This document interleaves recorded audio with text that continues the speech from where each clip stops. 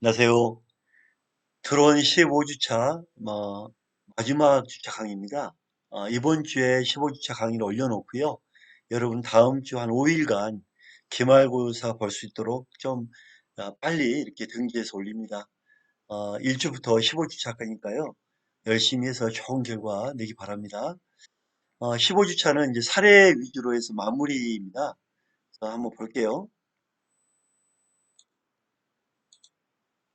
자, 현재 드론 관련해서 많은 사례가 있는데 어, 중국인 밀입국 계기로 보안칙도 나오고 또 여러 가지 사업도 많이 지금 드론 사업이 많이 나오고 있고요. AI 관련해서 해안 감시체계도 AI로 드론으로 하고 있습니다. 한번 영상을 하나 제가 준비했거든요. 봐볼까요?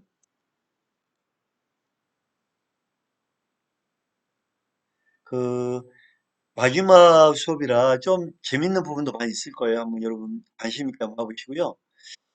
이거 준비하면서 올캠 마이 아이큐 내가 왜 드론을 해야 되겠고 그런 생각이 있고 여러분에 대해서 약간 더 좋은 수업하기 위해서 많은 노력을 하겠습니다. 레저용 모터보트는 중국인들의 밀입국에 사용된 것으로 확인됐습니다. 해경이 이 가운데 한 명을 검거했는데 함께 밀입국한 중국인들을 찾는 것도 중요하지만 소형 보트를 이용한 밀입국에 대한 대책도 시급해 보입니다. 이상곤 기자의 보도입니다. 호송차가 태안해양경찰서 안으로 들어옵니다. 차에서는 전날 전남 목포에서 검거된 40대 중국인 왕모 씨가 내려 조사실로 향합니다. 해경이 밀입국용의자 한 명을 체포했습니다. 태안해변에 버려진 모터보트가 있다는 신고를 받고 해경이 수사에 나선 지 나흘 만입니다. 왕 씨는 5년 전 국내에서 불법 체류 사실이 확인돼 강제 출국 전력이 있는 것으로 확인됐습니다. 당시에는 진도 등을 돌아다니며 양식장에서 일했던 것으로 전해졌습니다. 2011년도에 국내에 입국했다가 2012년도에 기간 만료 후 불법 체류하던 중 2015년도에 도로교통법 위반으로 체포되어 강제 퇴거된 사실이 확인되었습니다. 검거된 용의자는 지난 20일 밤 일행 5명과 함께 중국 산둥성 웨이아이에서 출발해 다음날 오전 태안군 해변 갯바위에 도착한 것으로 조사됐습니다. 이후 인근에 대기하고 있던 승합차를 타고 서해안 고속도로를 이용해 목포로 이동한 것으로 파악됐습니다. 해경은 밀입국 용의자가 모터보트만을 이용해 바다를 건넜다고 진술했다고 밝혔습니다.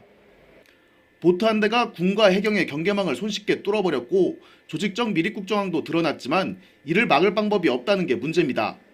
모터보트 같은 2톤 이하의 배는 선박 자동 식별 장치가 없어 해상교통 관제 시스템 VTS에서 걸리지 않기 때문입니다.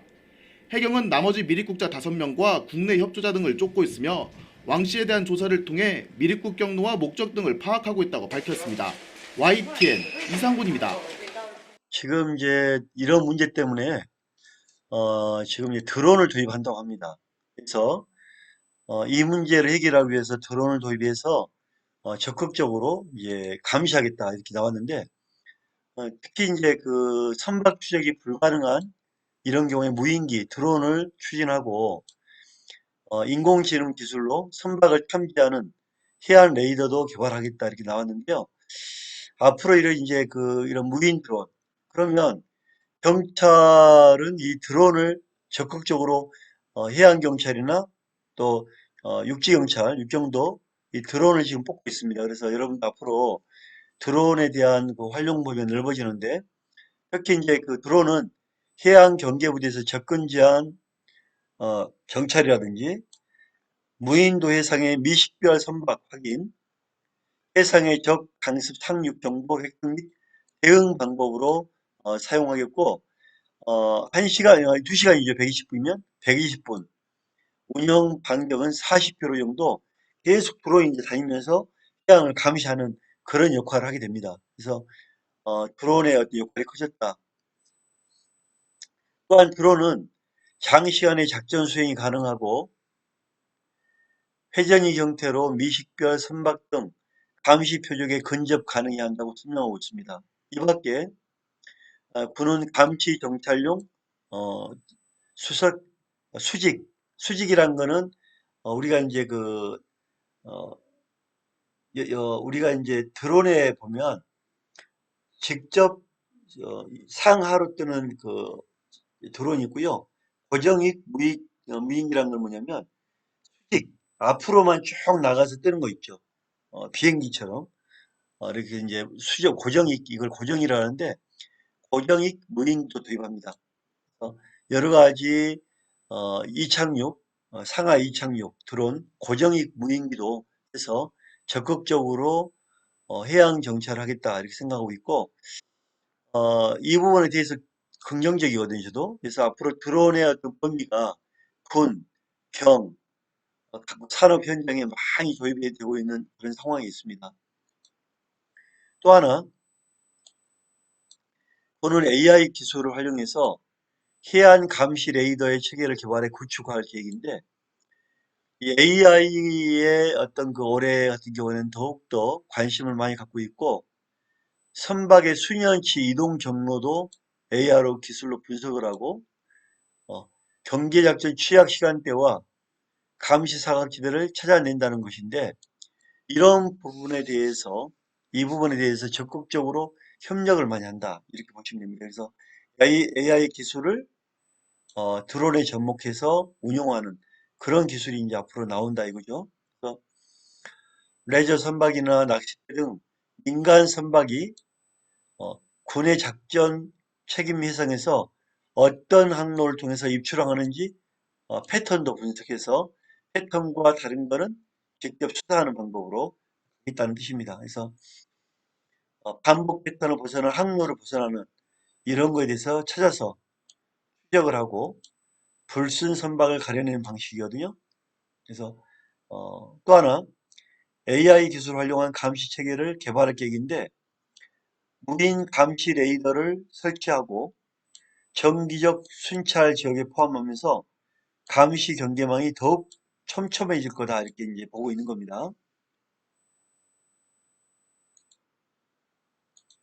또 하나 이제 방금 설명했던 이 드론 2시간짜리 활용할 수 있는 이 드론이 운용이 되는데 4개의 프로펠러와 이제 각종 그 카메라 장비 그래서 이 안에 내장된 배터리 어떤 제어판 또 통제 기능 제어 센서 다 들어가 있죠 그죠?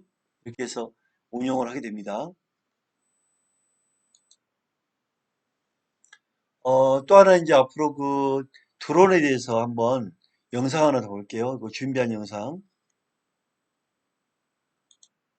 특히 이거는 이제 뭐냐면, 드론이 앞으로 그 또 다른 범위에 사용될 수 있는 그런 부분에 대해서 영상을 하나 좀 확인해 자, 봤고요. 한번 쭉 보시고 어, 필요하다 싶으시면 하나씩 사세요. 볼게요. 변기 막혔을 지금 그 드론의 범위 한번 볼게요. 염소는 잔뜩 살고 있다고 하는데요.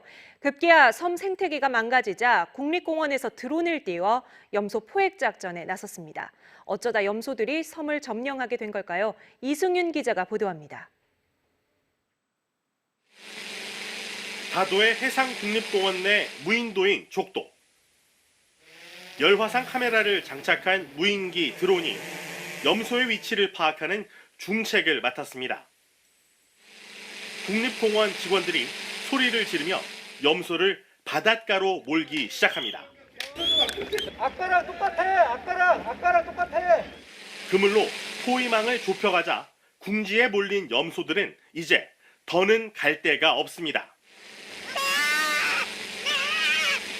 울어도 보고 발버둥도 쳐보지만 모두 붙잡히고 맙니다.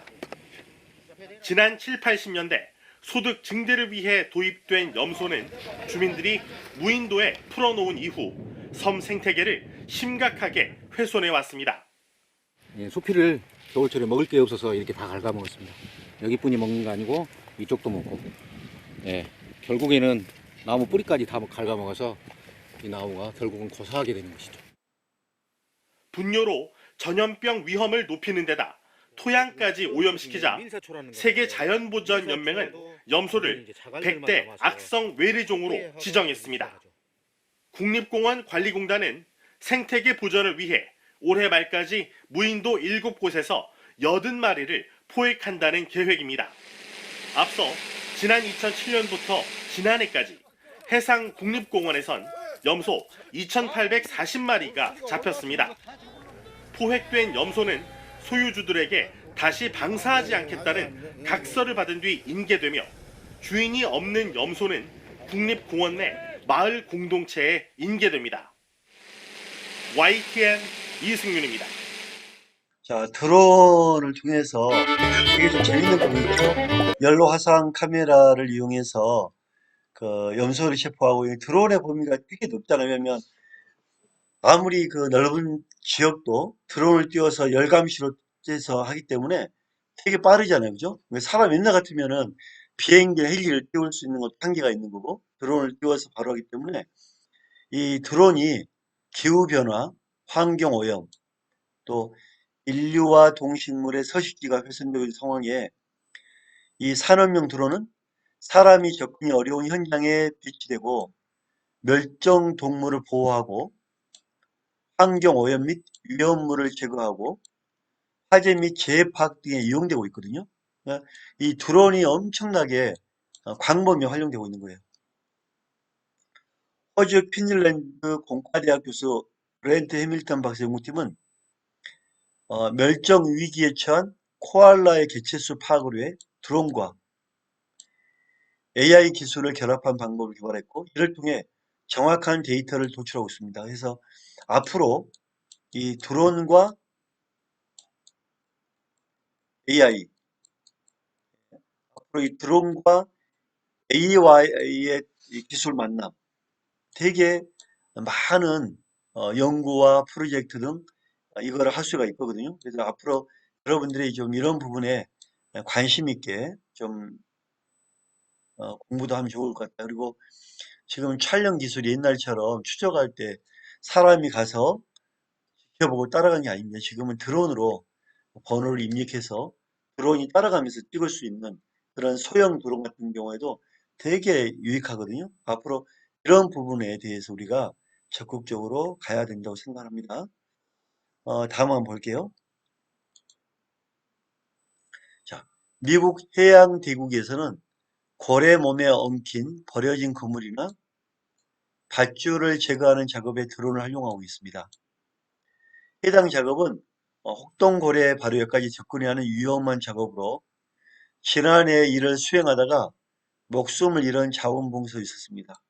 이에 해양대국에서는 드론에 특수 그물 제거 장비를 달아서 고래에 접근하지도 않고도 고래 몸에 얽힌 그물을 제거하는 작업을 진행하고 있습니다. 대단히 대단하죠. 고래에 접근하지 않고도 고래 몸에 얽힌 그물을 제거하는 작업. 고래 옆에 갔다가 진짜 위험하잖아요. 또 목숨을 잃고 하는 그런 봉사도 있기 때문에 안전 사람을 살리는 그런 드론 작업도 정말 중요하는데 미국 플로리다 또 해변가에는 수영을 하다가 드론으로 해안가 풍경을 찍고 있던 가운데 물속에 상어를 발견하고 즉시 피해 사고를 면하는 사건도 있었죠. 드론은 이제 단순한 취미용이나 촬영용으로만 사용되던 데에서 이제 활용 범위를 넓혀서 사람들과 동식물들을 보호하고 이들의 서식지를 훼손을 최소화하는 이런 데 적용되고 있고 드론은 새로운 기술과 환경 사회를 적극 개선해 나가는 천병 역할을 하고 있는 겁니다. 지금 보면 드론을 하다 보니까 여기에 그 상어가 나타나는 게 보이죠? 자, 여기엔 사람이 있고 그러니까 잘못하면 사람이 큰일 나겠죠. 그래서 사람을 살리는 상어 같은 경우에는 금방 와서 사람을 물고 가잖아요. 그죠? 그렇기 때문에 사람을 살리는 그런 역할을 하고 특히 그 해안 감시를 옛날에 사람이 해안 감시를 이렇게 높은 데 올라가서 눈으로 보는 거 있잖아요. 근데 이 눈으로 지켜보는 한계가 있어요. 드론을 띄워서 반대가 드론을 보고 안전을 관리하는 이런 형태로 앞으로 가야 되지 않을까 싶습니다. 그래서 드론의 활용 범위가 되게 넓다 이렇게 보시면 됩니다. 첫 번째 수업 마치겠습니다. 감사합니다.